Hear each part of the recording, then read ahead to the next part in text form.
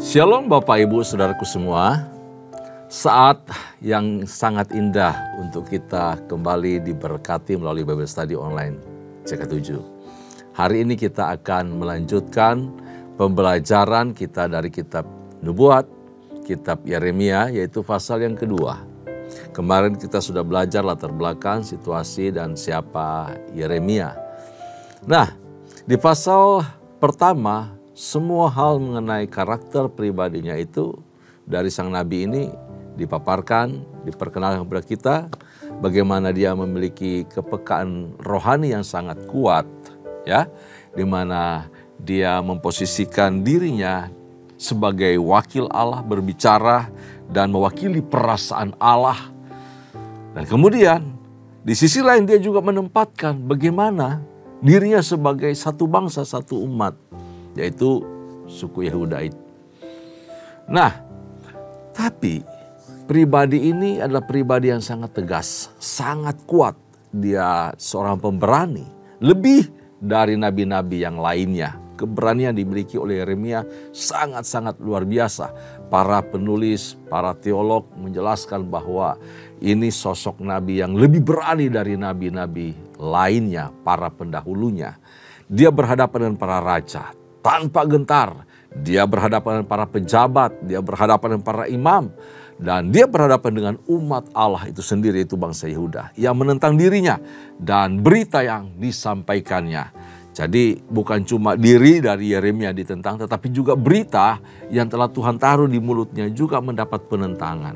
Tetapi karena Tuhan telah memanggil dia, Tuhan sendiri yang menjamin, menyertai, dan juga menyediakan segala keperluan hidupnya. Bagaimana dengan pasal yang kedua? Sebelum kita membaca lebih lanjut di pasal kedua ini, mari saya ajak kita masuk hadirat Tuhan, kita puji sembah Allah kita. Terima kasih, Kau baik, Kau Allah yang setia. Kami mengucap syukur Tuhan. Engkau melingkupi kami dengan kasih setia.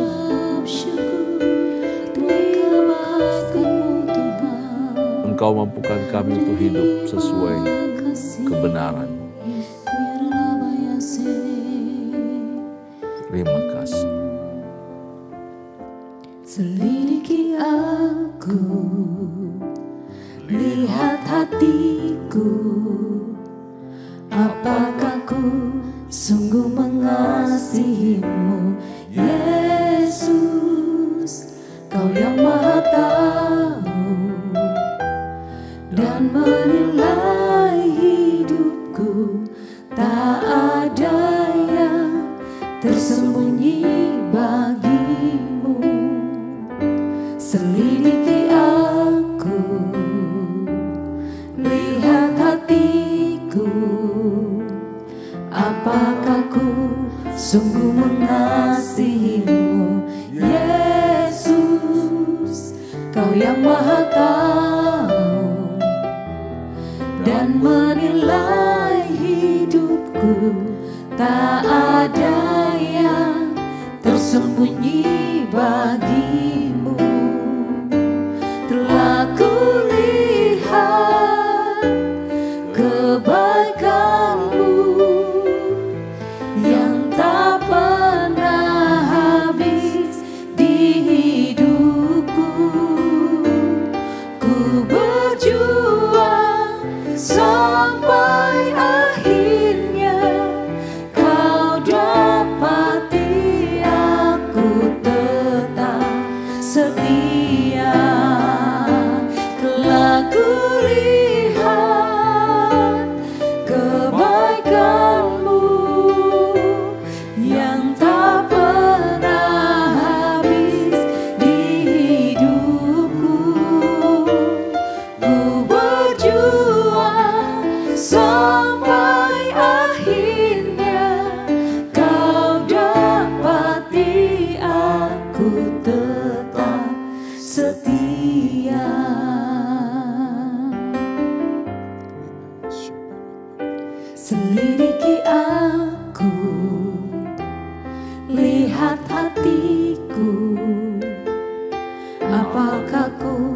sungguh mengasihimu, Yesus.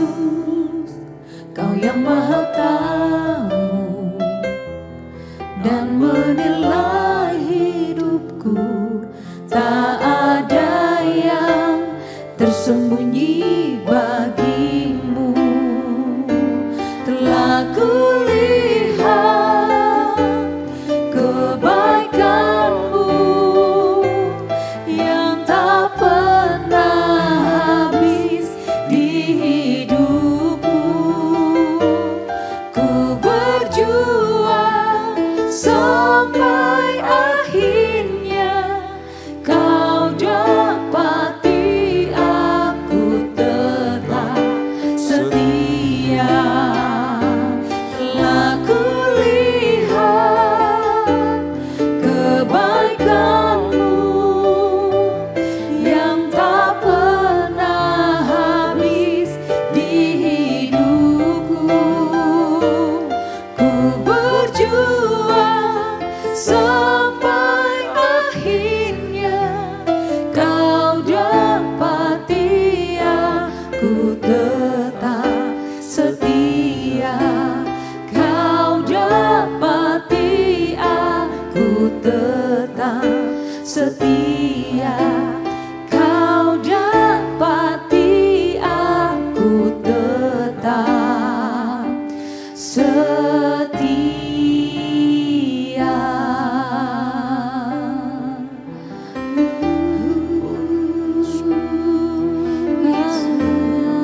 Yesus, biarlah kami tetap setia di hadapan Tuhan. Syarabaya, syarabaya,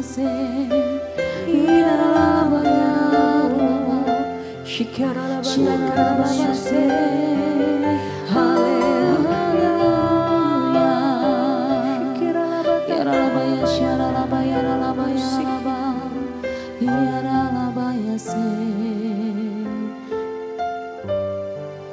terlalu banyak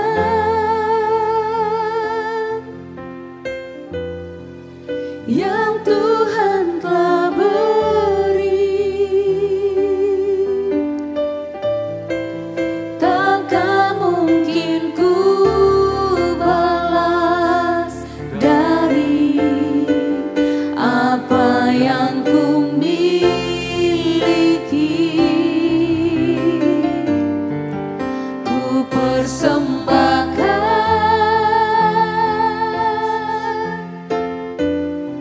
seluruh hidupku, biar ku tetap cinta, biar ku tetap setia untuk selama-lamanya. Terlalu banyak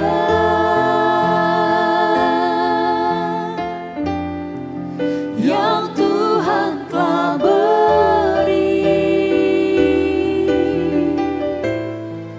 takkan mungkin ku balas dari apa yang ku miliki. Ku persembahkan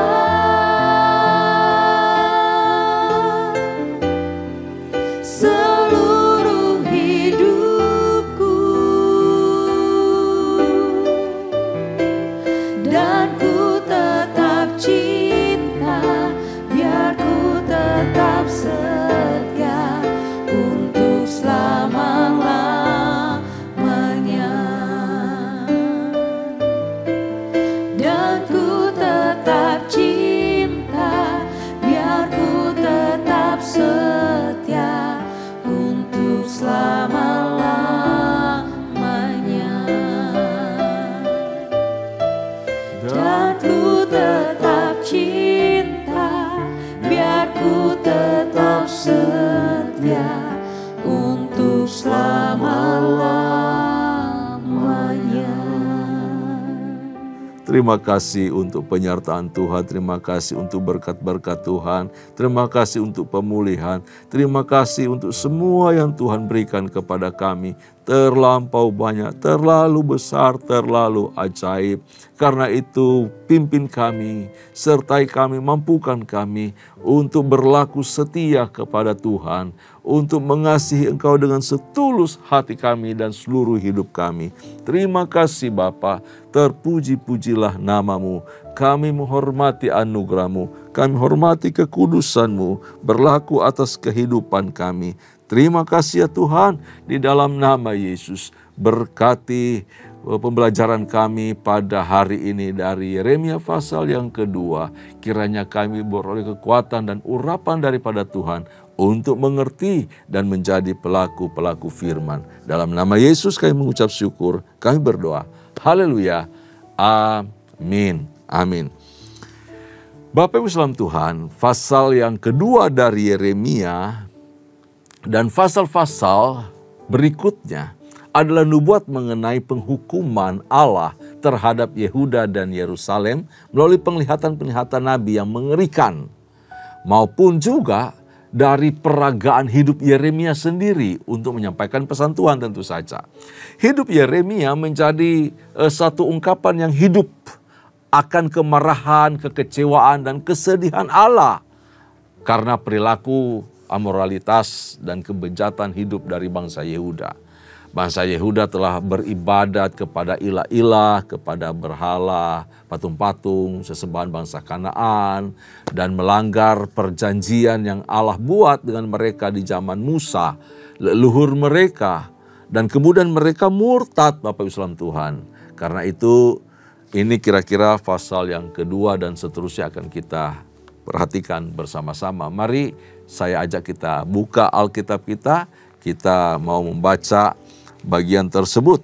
Pasal yang kedua menjadi pembahasan kita hari ini, Israel murtad kepada Tuhan. Kita akan baca dari ayat pertama sampai ayat yang ke-13. Saya akan pandu kita membaca bagian ini. Demikian firman Tuhan. Israel murtad kepada Tuhan, firman Tuhan datang kepadaku bunyinya, pergilah, memberitahukan kepada penduduk Yerusalem dengan mengatakan, beginilah firman Tuhan, aku teringat kepada kekasihmu pada masa mudamu, kepada cintamu pada waktu engkau menjadi pengantin, bagaimana engkau mengikuti aku di padang gurun di negeri yang tiada tetaburannya. Ketika itu Israel kudus bagi Tuhan sebagai buah bungaran dari hasil tanahnya. Semua orang yang memakannya menjadi bersalah, malapetaka menimpa mereka, demikianlah firman Tuhan. Dengarlah firman Tuhan, hai kaum keturunan Yakub, hai segala kaum keluarga keturunan Israel. Beginilah firman Tuhan, apakah kecurangan yang didapati nenek moyangmu padaku, sehingga mereka menjauh daripadaku, mengikuti dewa kesia-siaan sampai mereka menjadi sia-sia, dan mereka tidak lagi bertanya, di manakah Tuhan yang menuntun kita keluar dari tanah Mesir, yang memimpin kita di padang gurun, di tanah yang tandus dan yang lekak-lekuk, di tanah yang sangat kering dan gelap, di tanah yang tidak dilintasi orang dan yang tidak didiami manusia. Aku telah membawa mereka ke tanah yang subur untuk menikmati buahnya dan segala yang baik daripadanya. Tetapi segera setelah kamu masuk, kamu menajiskan tanahku, tanah milikku telah kamu buat menjadi kekejian. Para imam tidak lagi bertanya, di manakah Tuhan? Orang-orang yang melaksanakan hukum tidak mengenal aku lagi. Dan para gembala mendurhaka terhadap aku. Para nabi bernubuat demi Baal. Mereka mengikuti apa yang tidak berguna. Sebab itu aku akan berbantah lagi dengan kamu. Demikianlah firman Tuhan. Dan dengan anak cucumu aku akan berbantah. Menyeberang sajalah ke tanah pesisir orang Kitim. Dan lihatlah, suruhlah orang ke Kedar. Dan perhatikanlah dengan sungguh-sungguh. Lihatlah apakah ada terjadi yang seperti ini. Pernahkah suatu bangsa menukarkan Allahnya meskipun itu sebenarnya bukan Allah? Tetapi umatku menukarkan kemuliaannya dengan apa yang tidak berguna. Tertegunlah atas hal itu, hai langit, menggigil dan gemetarlah dengan sangat, demikianlah firman Tuhan. Sebab 2 kali umatku berbuat jahat. Mereka meninggalkan aku, sumber air yang hidup, untuk menggali kolam bagi mereka sendiri, yakni kolam yang bocor, yang tidak dapat menahan air. Wah, ini pernyataan yang sangat keras terhadap bangsa Yehuda, Bapak Islam Tuhan. Bahwa Israel pada mulanya mengandalkan Tuhan dengan kasih yang sungguh-sungguh. Demikian eratnya hubungan mereka antara Israel dengan Allah sehingga bangsa itu dipandang sebagai istri Tuhan. Kalau di pasal yang 3 ayat 14, pasal 31 ayat 32 kita akan sampai ke sana. Di Yesaya, waktu lalu juga kita telah belajar pasal 54 ayat yang kelima. Dikatakan bahwa hubungan Israel dengan Allah itu seperti istri dan suami. Israel sebagai pengantin perempuan dan Tuhan sebagai pengantin laki-laki atau sebagai suami. Tetapi sekarang seluruh Israel telah meninggalkan Allah, meninggalkan suaminya, dan mengikuti gaya hidup bangsa-bangsa lain yang telah rusak. Bangsa-bangsa yang bejat, bangsa-bangsa yang tidak mengenal Allah. Israel telah lari meninggalkan Allah, sekalipun dia tetap setia kepada mereka. Allah tetap setia kepada Israel, tetapi Israel tidak pernah setia kepada Allah. Itu diungkapkan ayat 5-8 yang kita baca tadi. Semua orang percaya diperhadapkan dengan pencobaan yang sama. Saya dan saudara, kita juga mengalami hal yang sama, yaitu tawaran untuk menikmati kesenangan hidup. Hedonisme yang ditawarkan oleh dunia, keinginan daging, untuk melupakan kebaikan dan penebusan Allah, supaya kita larut dalam kenikmatan dosa dari dunia ini.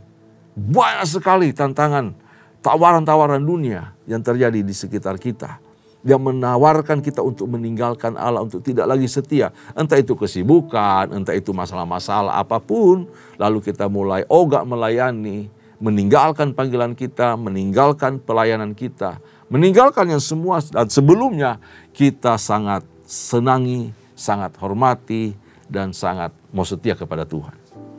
Kita saat ini meninggalkan itu. Waduh, sayang banget. Tidak ada hati yang mencari Tuhan dengan sungguh-sungguh. Itu di dalam kehidupan orang Yehuda. Para pemimpin tidak lagi mengajarkan kebenaran, tetapi mengajarkan dusta, guna menyenangkan telinga pendengar. Mereka menjalankan ibadat tanpa mengenal Allah bahkan. Ya, tanpa ada pertobatan. Dan tidak ada rasa hormat takut akan Tuhan di dalam hidup para pemimpin. Mau pemimpin rohani, pemimpin politik, semua melakukan hal yang sama. Pemimpin-pemimpin rohani masa kini juga harus sangat prihatin ketika kehadiran Allah dan manifestasi Roh Kudus tidak tampak lagi di tengah-tengah jemaat Tuhan. Sama seperti kondisi yang dialami oleh bangsa Yehuda. Ketika mereka menggantikan kemuliaan Allah dengan dewa-dewa berhala palsu, maka hadirat Allah tentu saja lenyap dari tempat itu. Allah tidak berkenan hadir di sana. Allah tidak berkenan memberkati mereka. Allah menjadi musuh bagi mereka. Jadi kita para pemimpin rohani, gembala-gembala kul, pemimpin-pemimpin di gereja Tuhan, semua harus punya kepekaan rohani. Kita peka terhadap pimpinan Tuhan.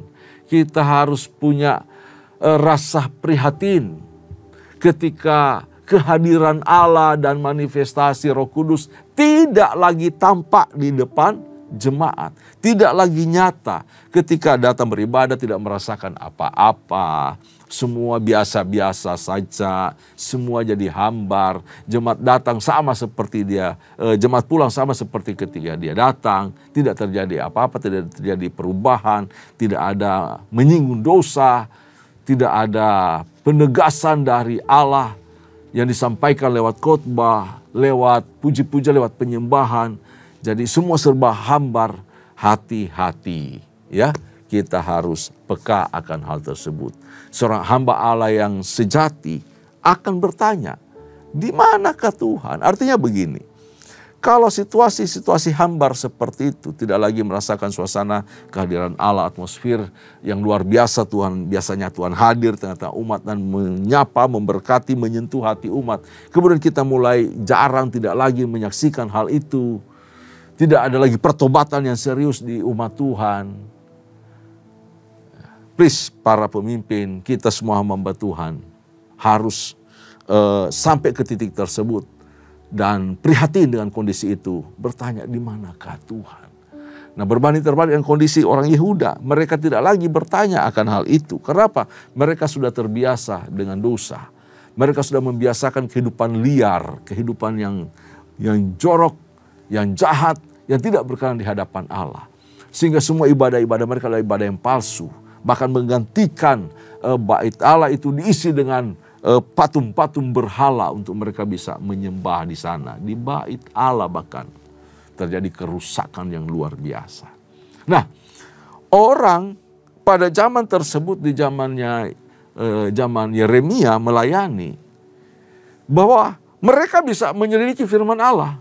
Namun mereka tidak mengenal Tuhan sebagai juru selamat pribadi dan sebagai sahabat yang setia. Mereka menyelidiki firman Allah tetapi tidak menjadi makanan rohani. Firman itu hanya sebagai pengetahuan saja. Sebab itu Allah mau berbantah dengan Israel sebelum menghukum mereka, agar mereka bertobat. Allah mengajak, aku mau berkara dengan kamu. Apa yang terjadi dengan dirimu? Bangsa-bangsa lain dengan menyembah berhala mereka, tetapi mereka tidak pernah menggantikan berhala tersebut dengan berhala-berhala dari bangsa-bangsa lain. Padahal itu berhala itu patung-patung tidak bisa berbuat apa-apa. Tetapi kamu menggantikan Allah yang menciptakan kamu, yang memanggil kamu, yang memelihara kamu. Dengan penuh kepalsuan itu. Dengan dewa-dewa yang jahat dan palsu itu. Umatku tidak setia. Mereka menjadi bangsa yang tidak setia. Jadi Allah mau berperkara dengan mereka. Nah, Bapak Islam Tuhan, Israel meninggalkan sumber air kehidupan yang selalu memenuhi, memuaskan dahaga mereka. Air sumber kehidupannya itu Allah sendiri. Ketika umat itu haus, Allah menyediakan dirinya, memberi hidupnya untuk dapat dinikmati oleh umat. Yang memberikan air, yang menyejukkan, air kehidupan. Yesus berkata, akulah air hidup. Kita punya air kehidupan. Yesus itu sendiri. Jangan gantikan Yesus dengan segala kegiatan-kegiatan yang bisa dilihat oleh mata, yang menyibukkan kita. Jangan gantikan air sumber hidup itu dengan memenuhi kehausan kita dengan kegiatan-kegiatan rohani yang biasa-biasa saja. Semua kegiatan-kegiatan rohani bisa menjadi air pengganti dari air kehidupan. Kalau kita tidak melekat sungguh-sungguh kepada Tuhan dan tidak punya rasa hormat takut akan Tuhan. Hati-hati. Kita harus betul-betul bergantung kepada Kristus dan menjadikan Dia sebagai sumber air kehidupan kita. Punya saat teduh pribadi. Punya keintiman pribadi dengan Tuhan. Punya perasaan yang terus melekat dengan Tuhan. Punya kehausan terhadap pribadi itu. Maka kita akan betul-betul bergantung dan menjadikan Dia sumber air kehidupan kita yang memenuhi, memuaskan dahaga kita. Kita akan hidup bahagia dan sukacita karena Dia air kehidupan yang selalu memberkati kita. Ayat 14 sampai 19 di bagian berikut akan kita bacakan, Bapak Ibu Saudara Tuhan. Adakah Israel itu budak atau anak budak? Maka mengapa ia menjadi rampasan? Terhadapnya singa-singa muda mengaum, menyaringkan suaranya. Negerinya dibuat orang menjadi tandus, kota-kota yang terbakar tidak lagi berpenduduk. Bahkan orang-orang Memphis dan Tahpanes telah menggundul batu kepalamu. Bukankah engkau sendiri yang menimpahkan ini ke atas dirimu? Oleh karena engkau meninggalkan Tuhan Allahmu ketika Ia menuntun engkau di jalan.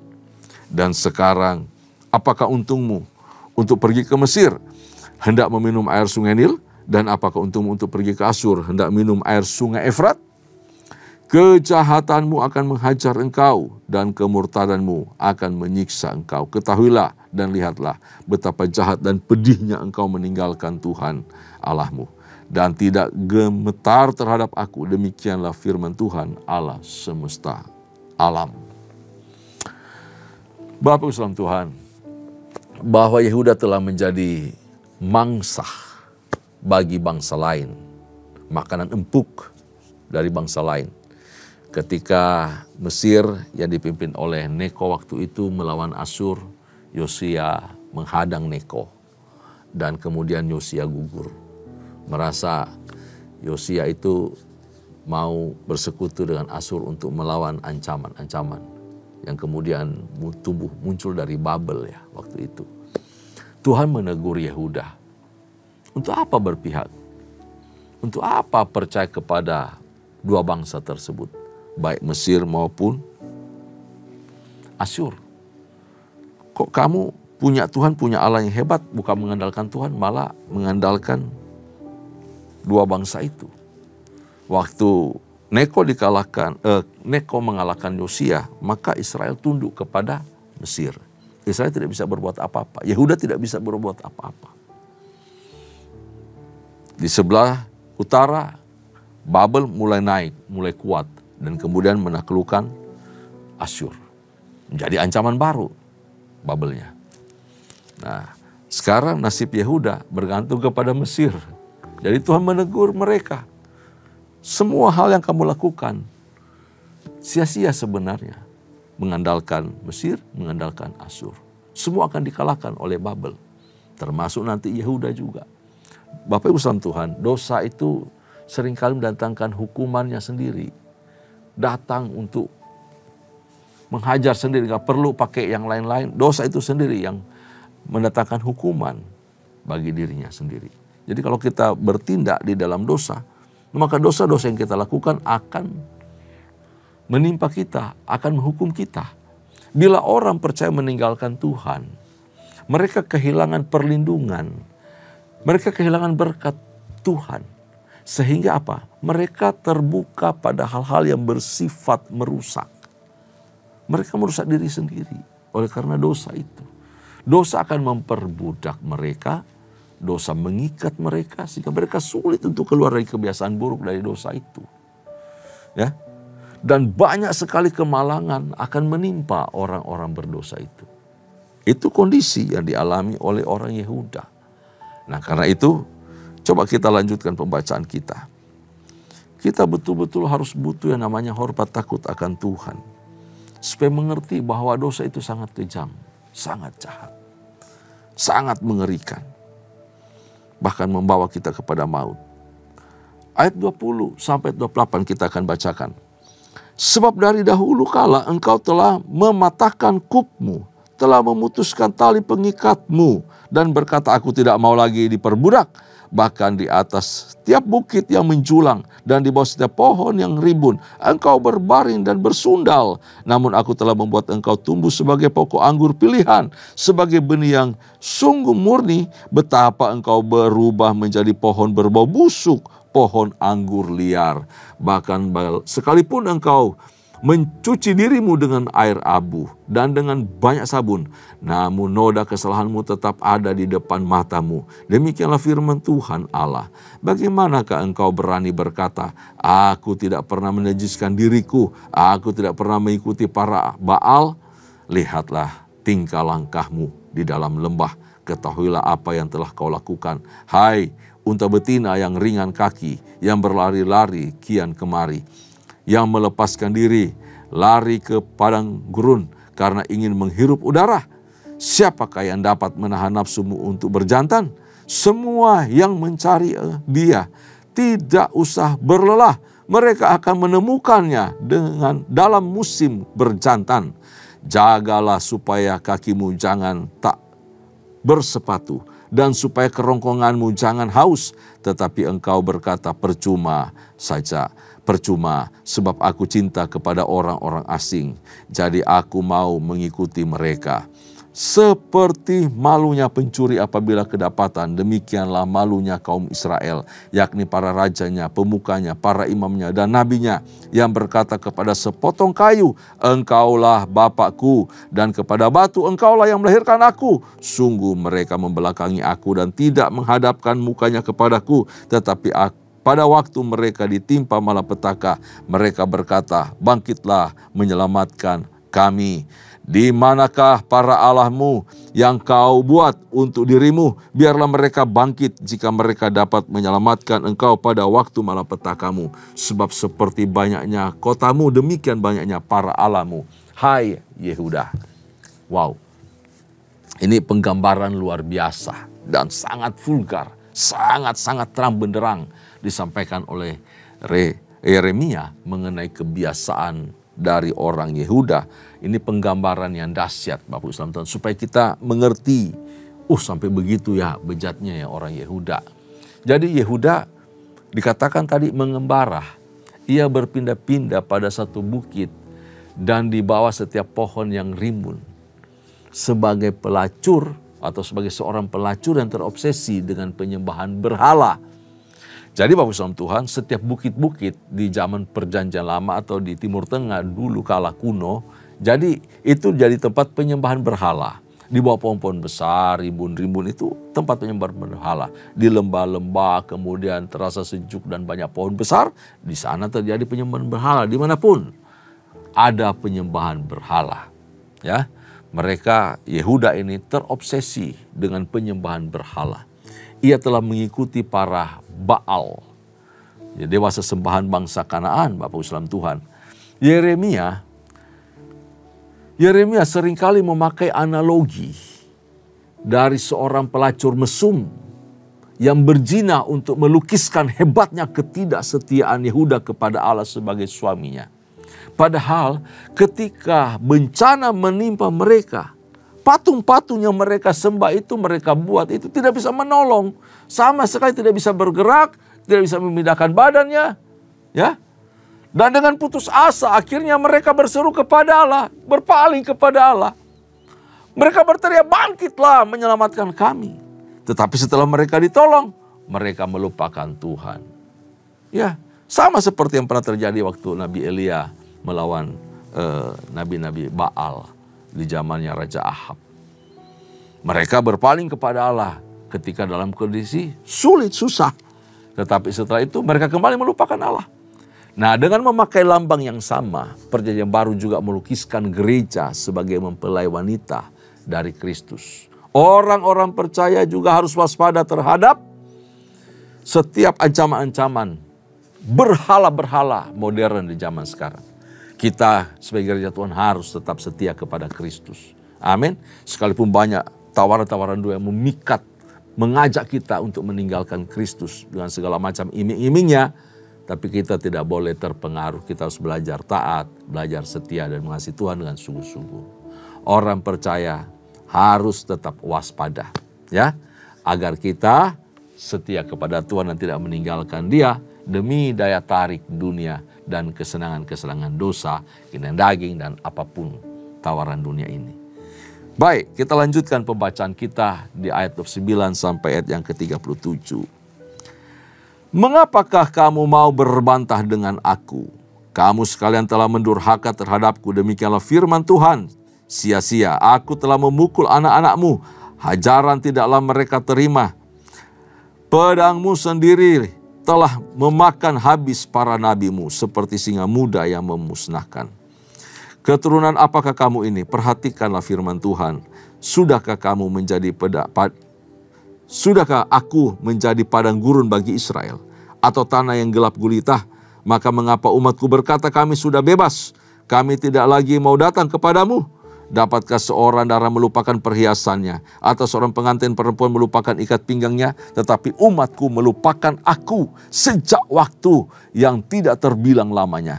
Alangkah baiknya engkau mengatur jalanmu untuk mencari percintaan, sebab itu juga engkau membiasakan segala jalanmu kepada kejahatan. Sampai-sampai pada bajumu terdapat darah orang-orang miskin yang tidak bersalah.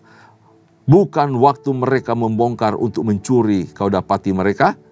Meskipun semuanya itu demikian, engkau berkata, aku tidak bersalah. Memang murkanya telah meninggalkan aku. Sesungguhnya aku akan membawa engkau ke pengadilan. Oleh karena engkau berkata, aku tidak berdosa. Alangkah ringannya kau pandang untuk mengubah tingkah langkahmu. juga karena Mesir engkau akan menjadi malu, seperti engkau telah menjadi malu karena Asyur. Dari sana pun juga engkau akan keluar dengan mengangkat tanganmu, sebab Tuhan telah menolak mereka yang telah kau percayai, dan engkau tidak akan berhasil dengan mereka. Bapak Saudara Tuhan, meskipun Yehuda memiliki banyak ilah-ilah sebanyak kota di Yehuda, Allah itu masih mengajak mereka untuk memperhatikan firman-Nya. Tuhan masih beri kesempatan. Jadi ketika firman, khotbah disampaikan, itu adalah anugerah Tuhan. Untuk apa? Membuat kita bertobat. Selagi telinga masih bisa mendengar, selagi hari ini dikatakan, hari ini Allah bekerja. Mari respon hari ini untuk bertobat, untuk percaya. Allah tidak bisa melupakan mereka. Sama juga Allah tidak bisa melupakan kita. Dia mengasihi kita. Meskipun Yehuda melupakan Allah, Allah tetap mengingat dan mengasihi mereka. Di sini Yeremia mengungkapkan kesedihan dan kesusahan dari hati Allah yang paling dalam. Antara gemesnya, marahnya, tetapi cintanya begitu besar kepada orang Yehuda. Kesusahan Allah sangat dalam digambarkan karena ketidaksetiaan dari orang Yehuda, dari umatnya. Mereka telah melakukan hal yang tak terkira, buruk, jahat di hadapan Tuhan. Melupakan Dia, meninggalkan Dia yang telah menebus mereka dari Mesir dan yang telah memelihara mereka di padang gurun, Bapak Islam Tuhan. Dosa, ketidakadilan juga merajalela di tengah-tengah orang Yehuda. Tadi orang miskin melekat darah di baju bangsa itu, di baju para pemimpin, padahal mereka tidak pernah mencuri. Nah, itu kondisinya mengerikan sekali. Banyak terjadi penumpahan darah orang-orang yang tak bersalah. Dan para pelaku merasa tidak bersalah. Mengerikan. Bikin dosa kejahatan tapi tidak pernah merasa bersalah. Allah membawa mereka ke pengadilan. Bahwa hukuman dari Tuhan akan segera turun atas mereka karena kejahatan moral tersebut. Ya, kebejatan moral, ketidakadilan yang mereka lakukan. Bahwa karena Mesir engkau akan menjadi malu. Karena mengandalkan Mesir, mengandalkan dunia, kita pasti dipermalukan oleh Tuhan, Bapak Saudara Tuhan. Jangan andalkan dunia, andalkan Tuhan dalam kehidupan kita. Jangan andalkan kekuatan manusia, kita akan malu dan menjadi orang terkutuk. Ya, dari sana pun engkau akan keluar dan mengangkat tanganmu. Artinya apa? Mereka akan diperbudak. Kalau mereka melarikan diri ke Mesir, mereka akan ditangkap sebab Mesir akan dikalahkan dan mereka akan mengangkat tangan. Mereka mau ke Asyur, membela Asyur atau bersekutu dengan Asyur, Asyur juga akan dikalahkan dan mereka akan angkat tangan. Tuhan telah menolak mereka yang telah kau percayai, yaitu Mesir dan Asyur. Jadi jangan coba-coba mengandalkan siapa saja. Jangan coba-coba mengandalkan kekuatan kita. Apa yang kita miliki semua tidak berguna ketika Tuhan kemudian murka atas kita. Lebih baik datang hampiri Tuhan, minta ampun, mengakui dosa, dan hidup sungguh-sungguh di hadapan Tuhan. Maka kasih setianya akan turun atas kita. Hatinya berkemurahan dan mengampuni kita. Jadi setiap orang yang mengandalkan dunia, mengandalkan Mesir, mengandalkan Asyur, seperti orang Yehuda, tidak akan berhasil. Sebab apa? Penghukuman pasti akan datang. Yang paling gampang, paling sederhana yang Allah tawarkan adalah datang hampiri Tuhan. Mohon ampun atas segala dosa dan pelanggaran kita. Dan hidup di dalam kasih setianya. Di mana kita saat ini? Bagaimana kondisi kita? Jika firman ini datang kepada kita, mari kembali kepada Tuhan. Pintu anugerah Tuhan selalu terbuka bagi kita. Rendahkan hati sama Tuhan. Tidak ada dosa yang terlalu besar yang tidak bisa diampuni oleh Tuhan. Tuhan akan mengampuni kita. Dia menyucikan kita dari segala dosa kita, dari segala kejahatan kita, dan melupakannya. Sehingga kita kembali layak dikuduskan di hadapan Tuhan. Amin. Datang kepada Tuhan dan kita mengucap syukur. Terima kasih ya Tuhan buat hari ini. Kami mengucap syukur bahwa firman-Mu datang menyapa kami, membawa kami kembali ke hadirat-Mu. Kami tidak mau hidup seperti bangsa Yehuda, tapi kami menjadi orang-orang hormat dan takut akan Tuhan. Sadar kondisi kami saat ini, kami berpaling mencari wajah-Mu, mencari hadirat-Mu. Terpuji nama-Mu ya Tuhan. Kami mengucap syukur di dalam nama Yesus. Kekasih-kekasih Allah, Mari arahkan hatimu di hadapan Tuhan. Terimalah anugerah serta berkat yang melimpah dari Allah Bapa, kasih sayang dalam Kristus Yesus Tuhan, serta persekutuan yang manis dengan Roh Kudus menyertai kita mulai hari ini sampai parusia Tuhan datang pada kali yang kedua, bahkan sampai selama-lamanya. Setiap kita yang percaya dan terima berkat, sama-sama katakan amin. Tuhan Yesus memberkati kita semua. Shalom.